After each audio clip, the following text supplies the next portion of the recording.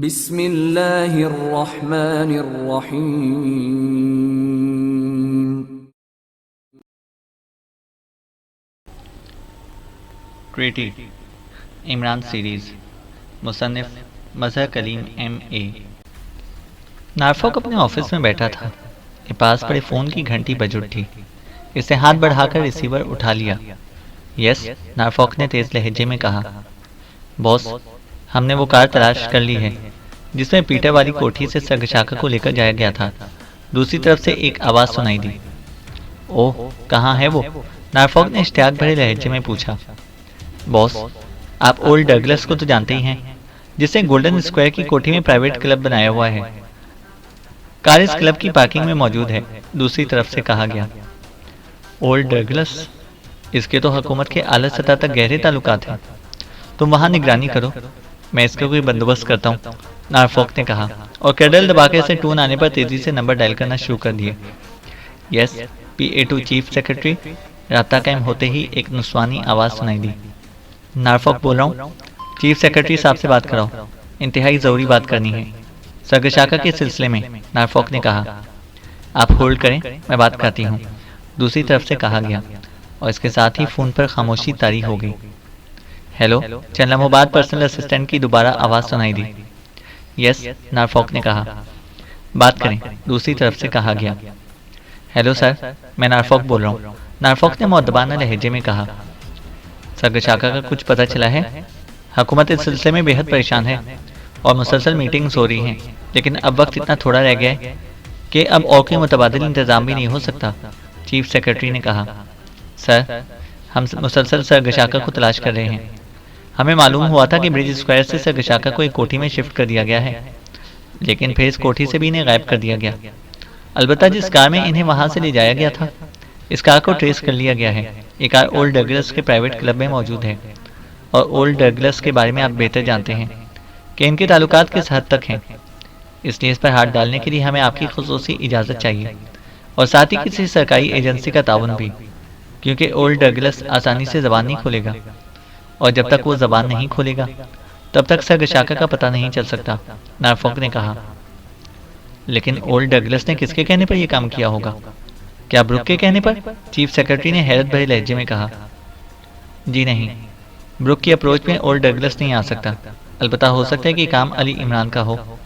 अली इमरान ऐसा आदमी है कि जिसके ऐसे आदमियों से ताल्लुकात होते हैं कि जिनके मुतालिक कोई सोच भी नहीं सकता, नारफॉक ने कहा। ठीक है, मैं सिक्योरिटी फोर्सेस के चीफ कर्नल ग्रांट को फ़ोन करके कह देता हूँ, वो तुमसे मुकम्मल ताउन करेगा, लेकिन इस बात का ख्याल रखना कि ओल्ड डगलस पर नाजायज़ दबाव ना डालना। इसके ताल्लुकात बराह रास्त कांग्रेस के अरकान से भी हैं और सदर एक्रीमिया से भी, इसलिए ऐसा ना हो कि मुझे ही जवाब देना मुश्किल हो जाए, चीफ सेक्रेटरी ने कहा। मैं समझता हूँ सर, इसलिए तो मैंने आपको फ़ोन किया है। ओल्ड डगलस के अलावा और कोई होता तो अब तक वहाँ से सरगशाका को बरामद भी कर चुका होता, नारफॉक ने जवाब देते हुए कहा। तुम ऐसा करो कि 5 मिनट बाद कर्नल ग्रांट को फ़ोन कर लेना और ऐसे मामलात को तय कर लेना, वो तुमसे मुकम्मल ताउन करेगा, चीफ सेक्रेटरी ने कहा। यस सर, नारफॉक ने जवाब देते हुए कहा और इसके साथ ही राब्ता ख़त्म हो गया। फिर 5 मिनट बाद नारफॉक ने रिसीवर उठाया और तेज़ी से नंबर डायल करना शुरू कर दिए। चूँकि वो सैगर का चीफ भी रहा था और अब भी इसका ग्रुप एक्रीमिया का सबसे बड़ा और ताकतवर ग्रुप समझा जाता था, इसलिए इसके ताल्लुकात सबसे थे। Yes, security forces headquarter. राब्ता कायम होते ही दूसरी तरफ से आवाज़ सुनाई दी। कर्नल ग्रांट से बात करें, मैं नारफॉक बोल रहा हूँ, नारफॉक ने कहा। यस सर, होल्ड ऑन करें, दूसरी तरफ से कहा गया। हेलो, कर्नल ग्रांट बोल रहा हूँ, चंदलामाबाद। दूसरी तरफ से एक भारी सी आवाज़ सुनाई दी, लेकिन इसका लहजा बेतकल्लुफ़ाना था, क्योंकि नारफॉक से इसके खासे पुराने ताल्लुकात थे। नारफॉक बोल रहा हूँ, चीफ सेक्रेटरी ने तुम्हें ब्रीफ किया होगा, नारफॉक ने कहा। हाँ, और मैंने इसकी बात सुनते ही ओल्ड डगलस की तरफ के सिक्योरिटी फोर्सेस का एक दस्ता भिजवा दिया है ताकि वहाँ से कोई निकल ना सके। लेकिन क्या बात है, तुम तो सैगर से रिटायर हो चुके हो, फिर चीफ सेक्रेटरी तुम्हें इस अंदाज में क्यों साथ रख रहे हैं? कर्नल ग्रांट ने कहा। यह एक हुकूमती मजबूरी है, लेकिन तुम्हें वहाँ दस्ता नहीं भेजना चाहिए था। सिक्योरिटी फोर्सेस का दस्ता बावर्दी होता है, जैसे ही तुम्हारा दस्ता वहाँ पहुँचेगा ओल्ड डगलस होशियार हो जाएगा, नारफॉक ने होंठ चबाते हुए कहा। हो जाए होशियार, इससे क्या फ़र्क पड़ता है? बहरहाल वहां से वो किसी को बाहर तो ना निकाल सकेगा ना? कर्नल ग्रांट ने जवाब दिया। तुम ऐसा करो कि फौरन वहां पहुंच जाओ। मैं भी वहीं पहुंच रहा हूँ, नॉरफॉक ने कहा। ठीक है, जैसे तुम कहो। बहरहाल चीफ सेक्रेटरी साहब ने हुक्म दिया है कि मैं तुमसे मुकम्मल ताउन करूं। इस मिशन के तुम कमांडर हो, कर्नल ग्रांट ने जवाब दिया। इसके लहजे में हल्का सा तंज था। ये एक्रीमिया की सलामती और मुस्तकबिल का मसला है कर्नल ग्रांट, फौरन पहुंचो। मैं भी पहुंच रहा हूँ, नॉरफॉक ने कहा और इसके साथ ही इसे रिसीवर रखा और फिर तेज से इस कदम उठाता बैरूनी दरवाजे की तरफ बढ़ गया। थोड़ी देर बाद इसकी कार गोल्डन स्क्वायर की तरफ बढ़ी चली जा रही थी, जहां ओल्ड डगलस का क्लब मौजूद था। वो साइड सीट पर बैठा हुआ था, जबकि ऊपरी सीट पर इसके 3 साथी मौजूद थे। तकरीबन 20 मिनट बाद कार एक खूबसूरत इमारत के गेट पर पहुंच गई। यहाँ सिक्योरिटी फोर्सेस के कमांडर कर्नल ग्रांट की कार भी मौजूद थी और सिक्योरिटी फोर्सेस के आदमियों ने इस इमारत को इस अंदाज में घेर रखा था जैसे वो इस पर हमला करने वाले हों। नॉरफॉक कार से उतरा तो ये हालत देखकर इसका चेहरा बिगड़ सा गया। सिक्योरिटी फोर्सेस ने इस तरह घेरा डाल रखकर जाहिर है कि ओल्ड डगलस जैसे जहांदीदा आदमी को चौंका दिया होगा और अब यहाँ से सरगशाका की बरामदगी मुश्किल हो जाएगी। लेकिन वो जाहिर है अब खुद तो कोई सरकारी हैसियत ना रखता था और बगैर सरकारी हैसियत के वो ओल्ड डगलस जैसे इंतहाई ताल्लुकात के हामिल आदमी के क्लब पर छापा ना मार सकता था। नॉरफॉक के साथी भी कार से नीचे उतर आए थे। कर्नल ग्रांट कहाँ पर है? नॉरफॉक ने सिक्योरिटी फोर्स के एक ऑफिसर से पूछा। कमांडर अंदर गए हैं, ऑफिसर ने जवाब दिया। तो नॉरफॉक अपने साथियों को अपने पीछे आने का इशारा करके अंदर दाखिल हुआ। इसे ओल्ड डगलस के दफ्तर का इल्म था, चुनांचे वो सीधा इसके दफ्तर की तरफ बढ़ता चला गया। तुम लोग यहीं पर रुको, ख्याल रखना कि तुम्हें यहाँ के तहखानों की मुकम्मल तलाशी लेनी होगी। ये भी हो सकता है कि इन तहखानों से खुफिया रास्ते निकलते हैं। तुम इन रास्तों को भी तलाश करना है, क्योंकि ओल्ड डगलस इंतहाई अहम शख्सियात को पनाह देने में मशहूर है, इसलिए लाजमन इसे यहाँ पर ऐसे बंदोबस्त कर रखे होंगे, नॉरफॉक ने कहा। तो इसके साथियों ने इस बात में सर हिला दिया और नॉरफॉक दफ्तर का दरवाज़ा खोलकर अंदर दाखिल हुआ। तो ऑफिस में ओल्ड डगलस के साथ कर्नल ग्रांट भी मौजूद था और वो दोनों शराब पीने में मसरूफ थे। आओ आओ नॉरफॉक, तुम्हारा ही इंतज़ार हो रहा था। नौकरी से रिटायर होने के बावजूद तुम इस हद तक फ़ाल हो कि मेरे जहन में तो इसका तस्वुर ही ना था। ओल्ड डगलस ने उठकर मुसाफिर के लिए हाथ बढ़ाते हुए मुस्कुराकर कहा। शुक्रिया। वैसे इतना तो आप भी जानते होंगे कि इंसान रिटायर होता है, लेकिन मुल्क के मफादात तो रिटायर नहीं हो जाते ना। और जहाँ एक्रीमिया के बैनुल अक़वामी मफादात और इसका मुस्तकबिल दाव पर लग जाए, वहाँ तो बहरहाल काम ही करना ही पड़ता है, नॉरफॉक ने इंतहाई संजीदा लहजे में कहा और कुर्सी पर बैठ गया। बिल्कुल, मुल्क के मफादात में काम करना भी चाहिए, ओल्ड डगलस ने अस्पात में सर हिलाते हुए कहा और मेज़ पर रखे हुए खाली जाम को शराब से भरना शुरू कर दिया। सॉरी, मैं काम के वक्त शराब नहीं पीता, फिर कभी सही, नॉरफॉक ने कहा। तो ओल्ड डगलस ने हाथ रोककर बोतल वापस मेज़ पर रख दी। ठीक है, अच्छा असूल है। तो बताओ कि मैं क्या खिदमत कर सकता हूँ, ओल्ड डगलस ने कहा। आपके क्लब की पार्किंग में इस वक्त भी एक कार मौजूद है। इस कार पर एक अफ्रीकी मुल्क कामरून के चीफ सेक्रेटरी सरगशाका को यहाँ पर लाया गया है। हुकूमत एक्रीमिया चाहती है कि आप इसे हुकूमत के हवाले कर दें। सिक्योरिटी फोर्सेस के कर्नल ग्रांट को चीफ सेक्रेटरी साहब ने इसलिए भेजा है, नॉरफॉक ने इंतहाई संजीदा लहजे में कहा। कामरून के चीफ सेक्रेटरी सरगशाका? ओह, तो वो कामरून के चीफ सेक्रेटरी थे?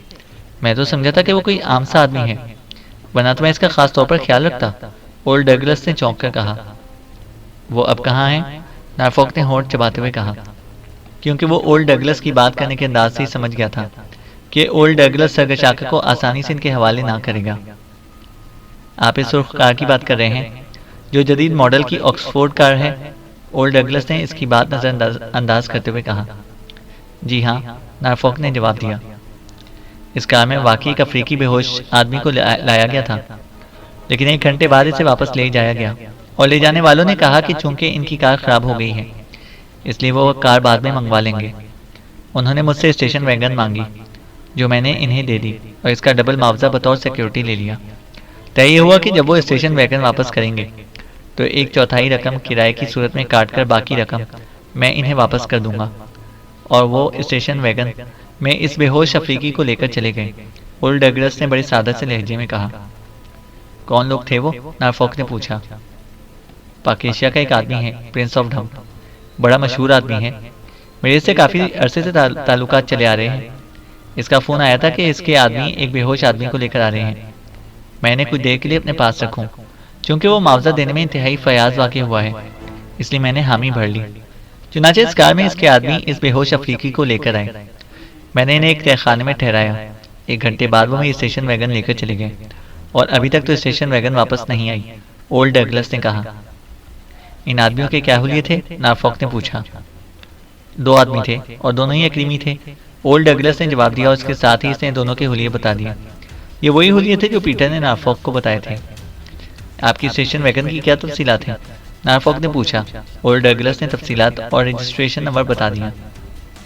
आपका मतलब है कि इस वक्त यहाँ वो अफ्रीकी मौजूद नहीं है? नॉरफॉक ने कहा। बिल्कुल नहीं। सिक्योरिटी फोर्स चाहे तो बेशक तलाशी ले ले, मुझे कोई एतराज़ नहीं है, ओल्ड डगलस ने खुले लहजे में जवाब देते हुए कहा। शुक्रिया, मैं अपने आदमियों को तलाशी का कह दूंगा। मुझे उम्मीद है कि आपके आदमी पूरा पूरा ताउन करेंगे, नॉरफॉक ने कहा। तो क्या तुम्हें मेरी बात पर यकीन नहीं है? इस बार ओल्ड डगलस का लहजा कदरे तल्ख था। नाराज़ होने की ज़रूरत नहीं, मुझे मालूम है कि आप किस हैसियत के मालिक हैं, लेकिन ये मामला इंतहाई आला तरीन सतह का है। अगर सरगशाका को आइंदा 2-3 रोज़ के अंदर अंदर बरामद ना किया जा सका तो बैन अल-अक़वामी तौर पर एक्रीमिया को ऐसा नुकसान पहुँचेगा कि जिसका अजाला शायद सदियों तक ना हो सके। इसलिए मेरी मजबूरी है, नॉरफॉक ने कहा। ओके, ठीक है, तुम अपनी तसल्ली कर लो, ओल्ड डगलस ने कहा और इंटरकॉम का रिसीवर उठाकर इसे नंबर प्रेस करने शुरू कर दिए। यस बॉस, दूसरी तरफ से एक मुअद्दबाना आवाज़ सुनाई दी। रॉबर्ट को भेजो मेरे ऑफिस में, ओल्ड डगलस ने तहकमाना लहजे में कहा और रिसीवर रख दिया। थोड़ी देर बाद दरवाज़ा खुला और एक नौजवान अंदर दाखिल हुआ। यस बॉस, आने वाले ने मुअद्दबाना लहजे में कहा। इन्हें तो तुम जानते ही होगे, ये सैगर के चीफ थे। इनके आदमी यहाँ की तलाशी लेना चाहते हैं। तुम इनके आदमियों से पूरा पूरा ताउन करोगे, ओल्ड डगलस ने आने वाले नौजवान से मुखातिब होकर कहा। आने वाला नौजवान रॉबर्ट था। यस बॉस, रॉबर्ट ने जवाब दिया। आओ मेरे साथ, नॉरफॉक ने रॉबर्ट से कहा और उठकर ऑफिस से बाहर आ गया। बाहर इसके 3 साथी मौजूद थे। माइकल, जैसा मैंने कहा है कि हमें यहाँ की तलाशी लेनी है, ये ओल्ड डगलस का आदमी है रॉबर्ट, ये तुम्हारे साथ ताउन करेगा, नॉरफॉक ने कहा। यस बॉस, माइकल ने कहा और नॉरफॉक वापस मुड़कर ऑफिस में आ गया। कर्नल ग्रांट खामोश बैठा चुस्कियां ले लेकर शराब पीने में इस तरह मसरूफ था जैसे वो आया ही इसी काम के लिए हो। क्या मैं आपका फ़ोन इस्तेमाल कर सकता हूँ? नॉरफॉक ने ओल्ड डगलस से कहा। हाँ, क्यों नहीं, ओल्ड डगलस ने कहा और फ़ोन आगे कर दिया। नॉरफॉक ने रिसीवर उठाया और नंबर प्रेस करना शुरू कर दिया। यस, राब्ता कायम होते ही एक नुस्वानी आवाज़ सुनाई दी। नॉरफॉक बोल रहा हूँ, जेम्स से बात कराओ, नॉरफॉक ने तहकमाना लहजे में कहा। हेलो बॉस, मैं जेम्स बोल रहा हूँ। चलना मुबाद दूसरी तरफ से एक मर्दाना आवाज़ सुनाई दी, लेकिन लहजा मुअद्दबाना था। जेम्स, एक स्टेशन वैगन की तफसीलात और रजिस्ट्रेशन नंबर चेक करो, नॉरफॉक ने कहा और फिर इसने स्टेशन वैगन की वो सारी तफसीलात बता दी जो ओल्ड डगलस ने इसे बताई थी। इस स्टेशन वैगन पर ओल्ड डगलस के क्लब से सरगशाका को लेकर जाया गया है। इस वैगन को हर सूरत में तलाश करना है, नॉरफॉक ने कहा। यस बॉस, दूसरी तरफ से कहा गया। जैसे ही इसके बारे में कोई क्लू मिले मुझे ट्रांसमीटर पर इत्तला देना, नॉरफॉक ने कहा। यस बॉस, दूसरी तरफ से कहा गया और नॉरफॉक ने रिसीवर रख दिया। प्रिंस आपका कब से वाकिफ है? नॉरफॉक ने रिसीवर रखकर ओल्ड डगलस से मुखातिब होते हुए कहा। तवील अरसे से, ओल्ड डगलस ने जवाब दिया। आपने स्टेशन वैगन की तमाम तफसीलात बता दी हैं, क्या ये आपके पेशा वराना असूलों के खिलाफ नहीं है? नॉरफॉक ने कहा तो ओल्ड डगलस बेख्तियार मुस्कुरा दिया। नहीं, इस बारे में मुझसे राजदारी का नहीं कहा गया, सिर्फ वैगन मुझसे ली गई है और बस। हाँ, अगर हमारे दरमियान इस बारे में राजदारी का कोई मुआहिदा होता तो फिर मैं किसी कीमत पर भी ये ना बताता, ओल्ड डगलस ने जवाब देते हुए कहा। क्या प्रिंस आपसे शिकायत नहीं करेगा? नॉरफॉक ने कहा। किस बात की शिकायत? ओल्ड डगलस ने चौंक कर हैरत भरे लहजे में कहा। यही कि आपने इसकी वैगन के बारे में बताकर इससे ज्यादती की है, नॉरफॉक ने कहा। इससे मुझे कहा कि मेरे आदमी एक अफ्रीकी को लेकर आ रहे हैं, इन्हें वहाँ कुछ देर रुकना है और बस। फिर वो आदमी आ गए, इनके साथ एक बेहोश अफ्रीकी था, वो यहाँ आकर रुके और फिर खुद ही अपनी मर्जी से वापस चले गए। इसमें शिकायत का क्या पहलू निकलता है? ओल्ड डगलस ने जवाब देते हुए कहा। इसके आदमियों ने यहाँ से प्रिंस को कॉल तो की होगी, नॉरफॉक ने पूछा। नहीं, यहाँ से कोई कॉल नहीं की गई, ओल्ड डगलस ने जवाब दिया और नॉरफॉक ने इस बात में सर हिला दिया। फिर तकरीबन 1 घंटे बाद दरवाज़ा खुला और नारफॉक का साथी माइकल अंदर दाखिल हुआ। नारफॉक ने चौंक कर इसकी तरफ देखा। सकशाका मौजूद नहीं है बॉस, मैंने मुकम्मल और तफसीली तलाशी ली है, माइकल ने कहा। ठीक है, तुम बाहर रुको, मैं आ रहा हूँ, नारफॉक ने कहा और माइकल सर हिलाता हुआ बाहर चला गया। आपका शुक्रिया, आपने वाकई ताउन किया है। मैं चीफ सेक्रेटरी साहब से खुसूसी तौर पर इस ताउन की रिपोर्ट करूंगा, नारफॉक ने उठते हुए कहा। इन्हें भी मालूम है और तुम्हें भी मालूम है कि मैं असूलों का आदमी हूँ। बहरहाल तुम्हारा शुक्रिया कि तुमने मुझसे मुहज़्ज़ब अंदाज में बात की है, ओल्ड डगलस ने मुस्कुराते हुए कहा। मेरा ख्याल है कि अब सिक्योरिटी फोर्सेस की यहाँ पर ज़रूरत नहीं है, अब मुझे भी इजाज़त, कर्नल ग्रांट ने उठते हुए कहा। और फिर वो दोनों ही ओल्ड डगलस से मुसाफा करके ऑफिस से बाहर आ गए। शुक्रिया कर्नल ग्रांट, नारफॉक ने बाहर आते हुए कहा। इट इज़ राइट, अब मुझे इजाज़त, कर्नल ग्रांट ने कहा और नारफॉक ने इस बात में सर हिला दिया। और फिर नारफॉक से मुसाफा करके वो अपनी खुसूसी कार में बैठ गया और इसकी कार तेज़ी से मुड़ी और आगे बढ़ गई। इसके साथ ही सिक्योरिटी फोर्सेस के आदमी भी अपनी अपनी कारों की तरफ बढ़ गए, क्योंकि कार में बैठने से पहले कर्नल ग्रांट ने इन्हें वापसी का मखसूस इशारा कर दिया था। नारफॉक अपने साथियों समेत कार में बैठ गया तो नारफॉक ने जेब से एक छोटा सा रिमोट कंट्रोल जैसा आला निकाला और इस पर मौजूद 2 बटन प्रेस कर दिए। Hello hello, Norfolk calling, over, Norfolk ने बटन दबाकर कॉल देते हुए कहा। हैरी बोल रहा हूँ बॉस, ओवर, चंदा मोबाइल ट्रांसमीटर से एक मर्दाना आवाज़ सुनाई दी। हैरी, तलाशी ले ली गई है, सकशाका यहाँ मौजूद नहीं है, शायद तुम्हारे यहाँ पहुँचने से पहले स्टेशन वैगन पर वो निकल गए हैं। बहरहाल अब निगरानी की कोई ज़रूरत नहीं रही, तुम लोग वापस हेडक्वार्टर चले जाओ, ओवर, नारफॉक ने कहा। यस बॉस, ओवर, दूसरी तरफ से कहा गया और नारफॉक ने ओवर एंड ऑल कहकर ट्रांसमीटर ऑफ किया और वापस जेब में रख लिया। इसके साथ ही इसे ड्राइविंग सीट पर मौजूद माइकल को वापस हेडक्वार्टर चलने के लिए कहा और माइकल ने इस बात में सर हिलाते हुए कार आगे बढ़ा दी। अभी वो हेडक्वार्टर के रास्ते ही में थे कि इसकी जेब में मौजूद ट्रांसमीटर से सीटी की आवाज़ निकलने लगी। कार साइड में करके रोक दो माइकल, नारफॉक ने जेब में हाथ डालते हुए कहा और माइकल ने इस बात में सर हिला दिया। नारफॉक ने जेब से वही रिमोट कंट्रोलर के साइज का ट्रांसमीटर निकाला और इसका बटन प्रेस कर दिया।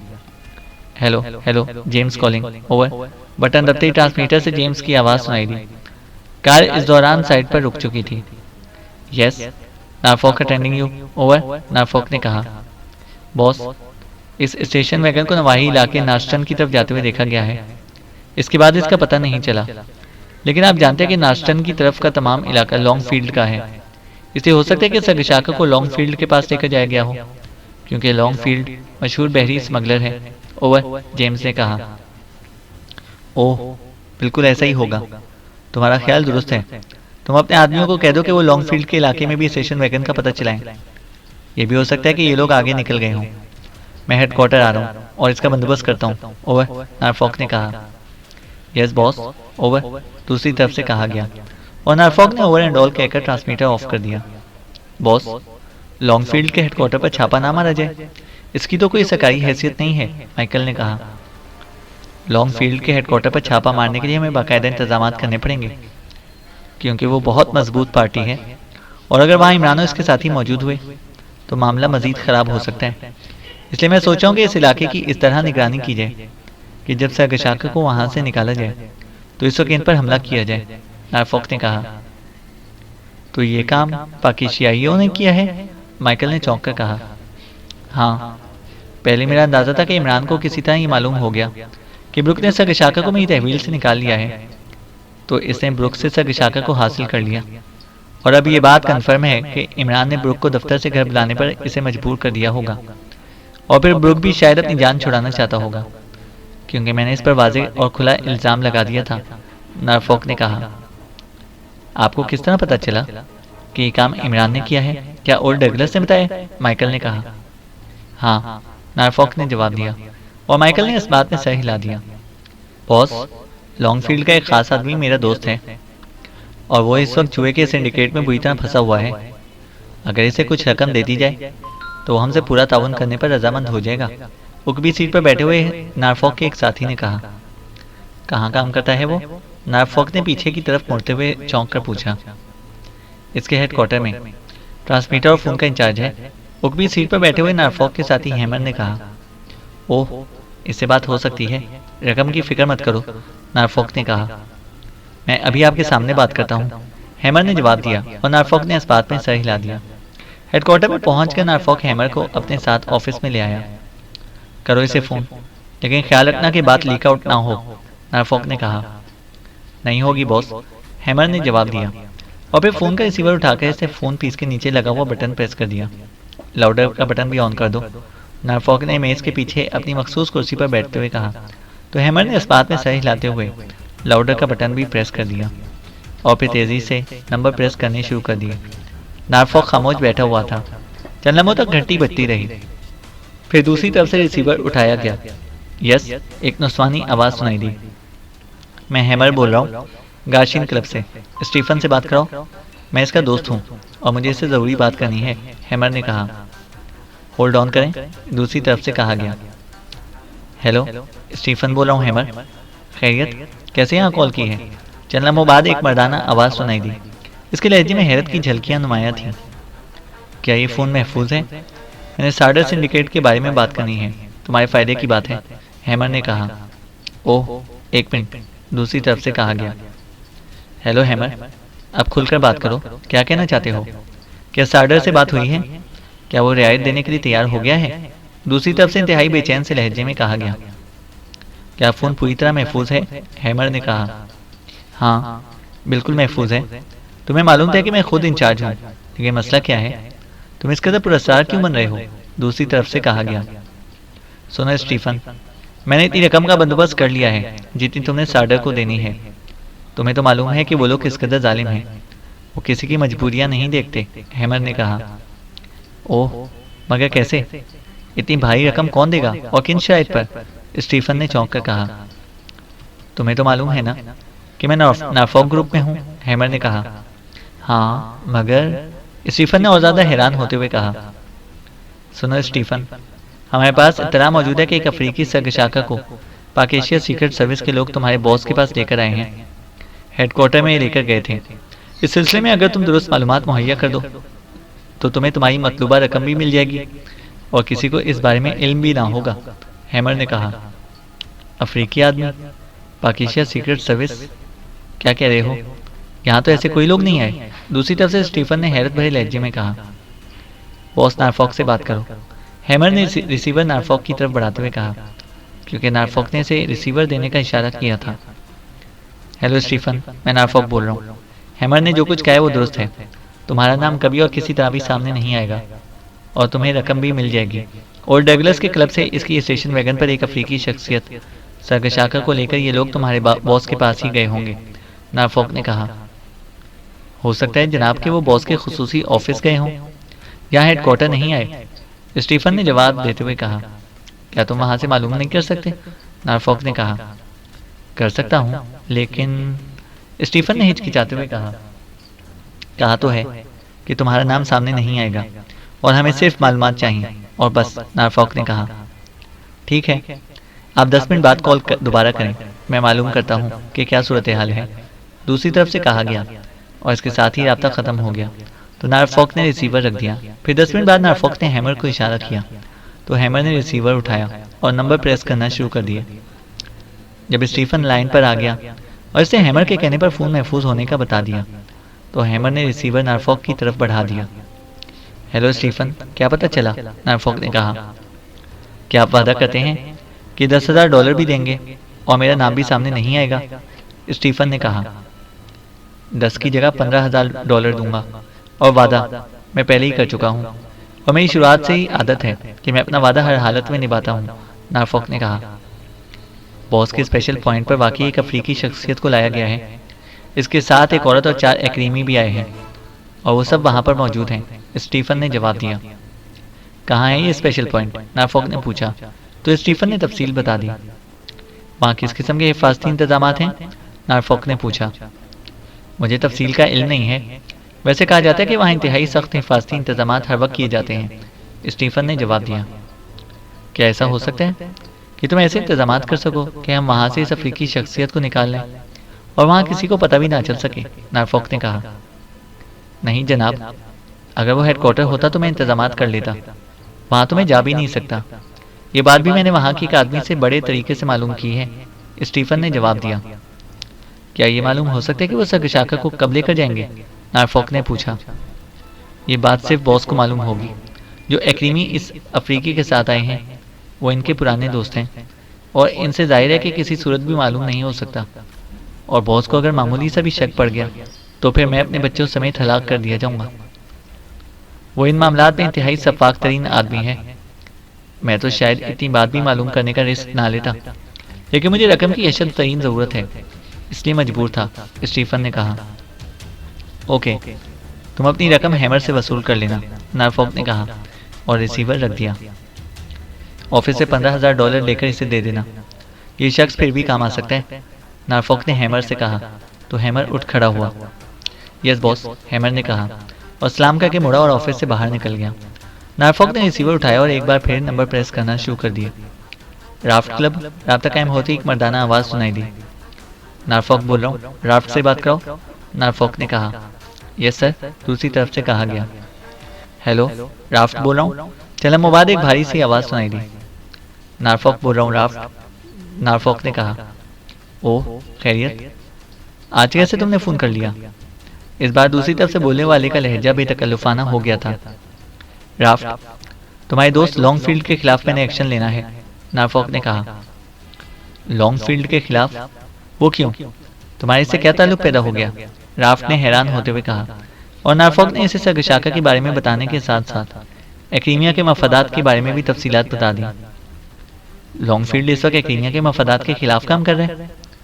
अगर मैं आला हुकाम को बता दूं तो मेरा ख्याल है कि हुकूमत इसके खिलाफ बराह रास्त फौज इस्तेमाल करने से भी नाहिचकिचाएगी। और तुम समझते हो कि ऐसी सूरत में लॉन्गफील्ड का क्या होगा? वो खुद भी मारा जाएगा और इसका पूरा सिंडिकेट भी तबाह हो जाएगा, नारफॉक ने कहा। जो कुछ तुमने कहा है, ऐसी सूरत में तो वाकई ऐसा हो सकता है, लेकिन तुम क्या चाहते हो? राफ्ट ने कहा। अगर तुम्हारा दोस्त खामोशी से सर्गशाखा को हुकूमत के हवाले कर दे तो इसकी बचत हो सकती है, नारफॉक ने कहा। नहीं, अब ऐसा मुमकिन नहीं है। वो हदर्जे ज़िद्दी आदमी है, मैं इसे अच्छी तरह जानता हूँ, राफ्ट ने जवाब दिया। तो फिर मुझे इसके खिलाफ हरकत में आना पड़ेगा। ऐसी सूरत में तुम कोई गिला ना करोगे। मैंने तुम्हें फ़ोन भी इसलिए किया है क्योंकि मुझे मालूम है कि तुमने बाद में शिकायत करनी थी कि मैंने तुमसे बात नहीं की, नारफॉक ने कहा। तुम्हारी बात दुरुस्त है, तुमने अच्छा किया कि मुझसे बात कर ली। तुम्हें वो अफ्रीकी चाहिए या इसे ले आने वाले? राफ्ट ने कहा। मुझे नहीं, हुकूमत एक्रीमिया को वो अफ्रीकी जिंदा चाहिए, जिंदा या मुर्दा, दोनों सूरतों में, नारफॉक ने कहा। तुम कहाँ से बोल रहे हो? राफ्ट ने पूछा। अपने ऑफिस से। लेकिन तुम क्या करना चाहते हो? नारफॉक ने कहा। मैं लॉन्गफील्ड से बात करता हूँ। हो सकता है कि कोई ऐसी तजवीज़ सामने आ जाए जिसमें इसके असूल भी ना टूटें और तुम्हारा काम भी हो जाए, राफ्ट ने कहा।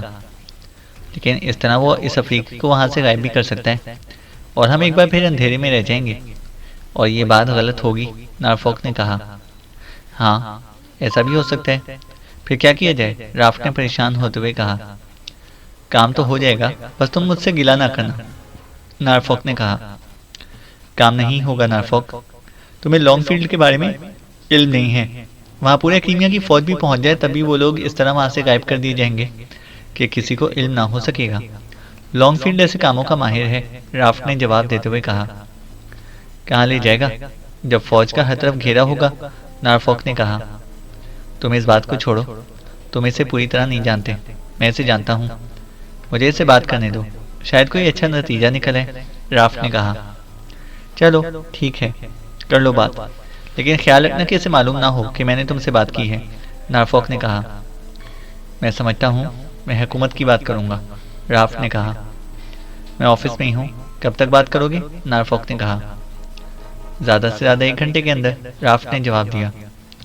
ओके, मैं इंतज़ार करूँगा, नारफॉक ने कहा और फिर क्रेडल पर हाथ मारकर इसने लाइन काटी और फिर टून आने पर इसने तेज़ी से नंबर डायल करना शुरू कर दिए। यस, रोस्टन बोल रहा हूँ, राब्ता कायम होते ही एक मर्दाना आवाज़ सुनाई दी। नारफॉक बोल रहा हूँ रोस्टन, नारफॉक ने कहा। ओह, आप फरमाइए, क्या हुक्म है? दूसरी तरफ से चौंक कर पूछा गया। लॉन्गफील्ड को तो जानते होगे तुम, नारफॉक ने कहा। हाँ, अच्छी तरह। क्यों, क्या हुआ? रोस्टन ने हैरान होकर पूछा। इसके स्पेशल पॉइंट में एक अफ्रीकी और 5 एक्रीमी मौजूद हैं। इन एक्रीमियों में एक औरत और 4 मर्द शामिल हैं। ये अफ्रीकी आदमी हुकूमत हकीमिया को हर सूरत में मतलूब है, जिंदा या मुर्दा दोनों सूरतों में। और ये हकीमी दरअसल पाकिस्तान सीक्रेट सर्विस के लोग हैं। मेरा ग्रुप बेहद छोटा है, इसलिए मैं बराह रास्त इसके स्पेशल पॉइंट पर रेड नहीं कर सकता। इसलिए दो सूरतें हैं, या तो हमारा ग्रुप वहाँ रेड करके इस अफ्रीकी को जिंदा या मुर्दा वहाँ से निकाल ले, या फिर मैं हुकूमत को इत्तला दे दूँ और हुकूमत फ़ौज के ज़रिए वहाँ से इस अफ्रीकी को निकाल ले। लेकिन मैं चाहता हूँ कि मैं खुद इस अफ्रीकी को जिंदा या मुर्दा हुकूमत के हवाले करूँ। इसलिए मैंने तुम्हें फ़ोन किया है कि अगर तुम काम करो तो तुम्हें मुँह मांगा मुआवजा दिया जा सकता है, नारफॉक ने कहा। क्या बराह रास्त रेड करना होगा, या जब ये लोग वहाँ से निकलेंगे तब इन पर रेड किया जाए? किस सूरत में करना होगा? रोस्टन ने पूछा। जो सूरत तुम्हारे लिए यकीनी हो। मुझे तो बहरहाल वो अफ्रीकी चाहिए, जिंदा या मुर्दा, नारफॉक ने कहा। ठीक है, मैं काम ले लेता हूँ। पहले मुझे चेकिंग करनी होगी कि वहाँ क्या इंतजामात हैं। वहाँ का एक आदमी मेरा ख़ास मुखबर है। इस दौरान मैं निगरानी कराऊंगा, और फिर जो सूरत हाल भी होगी वैसे ही कर लेंगे। लेकिन मुआवजा क्या दोगे? रोस्टन ने कहा। मुआवजा तुम्हारी मर्जी का होगा, लेकिन काम मेरी मर्जी का और यकीनी, नारफॉक ने कहा। ओके, $1,00,000 लूंगा, रोस्टन ने कहा। काम कर लोगे? नारफॉक ने होंठ चबाते हुए कहा। 100% यकीनी, रोस्टन ने जवाब दिया। ओके, मंजूर है। निगरानी कराओ, कहीं वो इन्हें वहां से शिफ्ट ना कर दे, नारफॉक ने कहा। तुम फिक्र ना करो, मेरे आदमी बिजली की सी तेजी से हरकत में आते हैं, रोस्टन ने कहा। मुझे कब रिपोर्ट मिलेगी? नारफॉक ने कहा। जैसे ही काम हुआ तुम्हें रिपोर्ट मिल जाएगी, रोस्टन ने जवाब दिया। Okay, wish you good luck, Norfolk ने कहा और रिसीवर रख दिया। अब इसके चेहरे पर गहरे इत्मीनान के तासुरात नुमायां हो गए थे। चैनल को सब्सक्राइब करें और बेल आइकन को प्रेस करें ताकि हमारी हर अपडेट आपको बर वक्त मिल सके।